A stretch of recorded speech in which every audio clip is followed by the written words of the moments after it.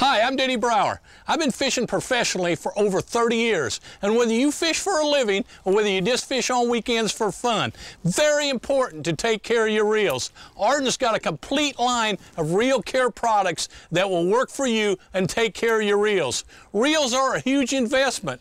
Why not keep them like new? Use the Ardent Reel products, and those products will work for you.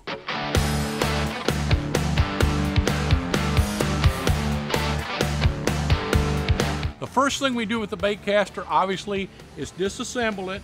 And with the Ardent bait caster, we got that little switch right there that releases the side plate. And then we take the spool out. And I like to go over and also remove the little tension knob.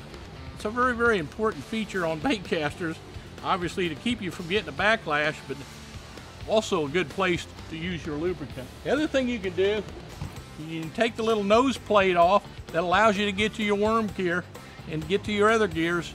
A lot easier to get the lube where it needs to be. And that's all I do as far as disassembling the Ardent bait caster. But once again, always consult your owner's manual. You might be using a different type of reel. I want to know why, the best or the Ardent, but if you are, go ahead and consult that manual so that you don't mess up when you disassemble your reel.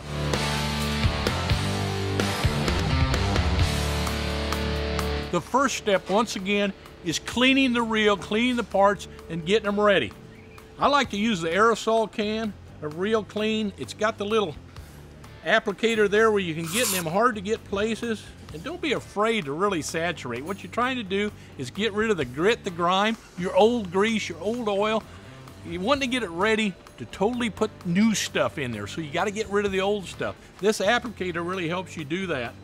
Man, can you get to every little nook and cranny with that? You can get to the worm gear and then go back to your spool. Do the same thing with that. Make sure there's no grit or grime. I even like the tension knob. I'll clean it up, make sure that's all clean. Your end cap, I'll go ahead and get the grit and grime out of that. And once I get that, if there are any hard to get places, I will use the little synthetic swab. And at times, if they're really bad, I'll go ahead and use the brush and work that with a cleaner until I get all that grit and grime out of that reel. And then I'm going to let all these parts and let the reel sit for maybe 5 minutes, let it all dry before I go to the next step.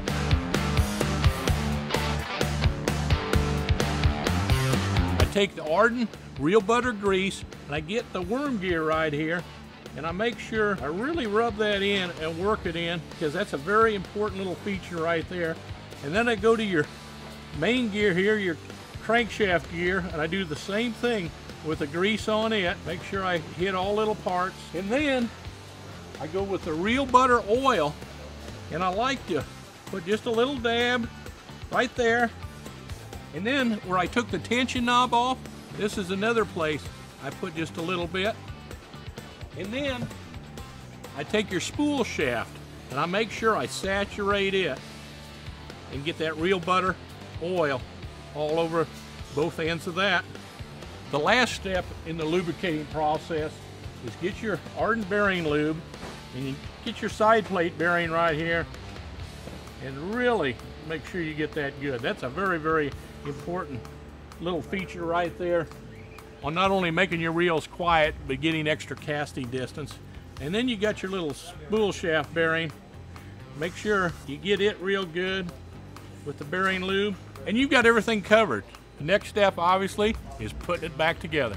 The first thing I do is the little tension knob right here. Very, very important feature on all bait casters. And I don't tighten it all the way up. I take it about halfway, but you need to remember this, is once you get your reel all assembled again, you put it on your rod, you get your line on. Now it's time to adjust your tension knob. Hold that rod straight out, put it in free spool, and you should adjust this so that the lure will pull the line off the spool, but once the lure hits the floor, the spool stops turning. If you adjust it that way, backlashes are a thing of the past. Makes it very, very user-friendly. So always remember, the tension knob, to me, is one of the most important features on a bait casting reel. Now I'll take the spool, put it back in. Now we'll take the side plate, slip it in, just like that. Pull our little catch up. We're assembled. We're ready to go fishing.